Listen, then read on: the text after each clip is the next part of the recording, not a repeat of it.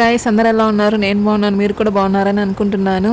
ఈ టెంపుల్ వచ్చేసి చిలుమూరు గ్రామంలో ఉభయ రామలింగేశ్వర స్వామి దేవాలయము. ఇది కొల్లూరు మండలం, గుంటూరు డిస్టిక్ ఉంటుంది. ఈ టెంపుల్ చాలా ఫేమస్ టెంపుల్, అత్యంత పురాతనమైన దేవాలయము.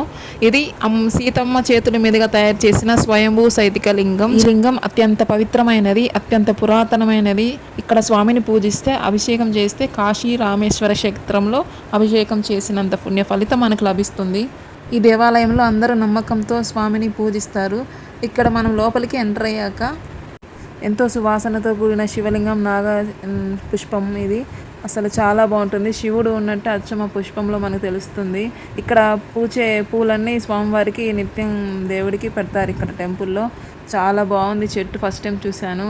సేమ్ శివలింగం పుష్పము లాగే ఇంకా మనం శివుని చూసినట్టే పుష్పాన్ని చూస్తే. చాలా పీస్ఫుల్ ప్లేస్ ఇది. ఇక్కడ ఈ టెంపుల్ చాలా మనశ్శాంతిగా అనిపించింది. మేము ఎర్లీ మార్నింగ్ వెళ్ళాము, స్వామివారికి అభిషేకం చేయించుకున్నాము. చాలా ఎంత బ్లెస్డ్గా ఫీల్ అయ్యామో, మేము చాలా హ్యాపీగా ఫీల్ అయ్యాము.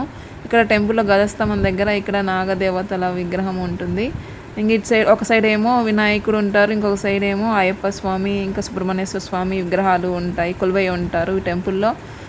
బ్యాక్ సైడ్ ఏమో ఇంకా మనకి కాలభైరవుడు కాలక రక్షకుడుగా ఉంటారు టెంపుల్కి.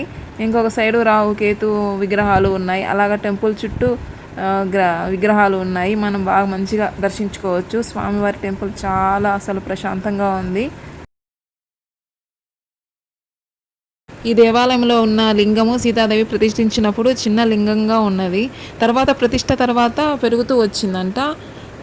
అప్పుడు సీతాదేవి గుడిపై అంత సైజు నదిలో ఉన్న ఇసుకను తీసుకొని లింగం పైన బుడిపెను అమర్చింది. అప్పుడు ఆ లింగం పెరగకుండా ఆగిందంట. సైజు అంటే పెరగకుండా ఆపింది ఆ బుడిప. అక్కడ చూస్తే మీకు అర్థమవుతుంది.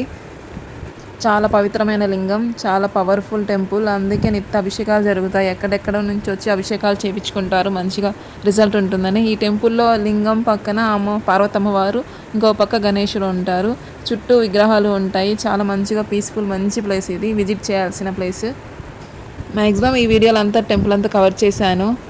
ఇక్కడ సైడ్ వచ్చేసి మనకి ఎన్ని జ్యోతిర్లింగాలు ఉన్నాయని ఇక్కడ ఉన్నాయి. ఇక్కడ లింగాలు నాగదేవతలు కొలువై ఉన్నారు. చాలా శివుడు అంటేనే చాలా పవర్ఫుల్. మనకి స్వామివారి బ్లెస్సింగ్స్ ఉండడం అనేది చాలా అదృష్టం మనకి కూడా ఒకటి. ఈ టెంపుల్ చాలా డౌన్గా ఉంటుంది, పాత అతి పురాతనమైనది కాబట్టి డౌన్గా మనము బెండ్ అయ్యి వెళ్ళాలి లోపలికి. అసలు ఫస్ట్ టైం చూస్తే మనకి గూస్ బంప్స్ వస్తాయి, చాలా అనిపించిద్ది.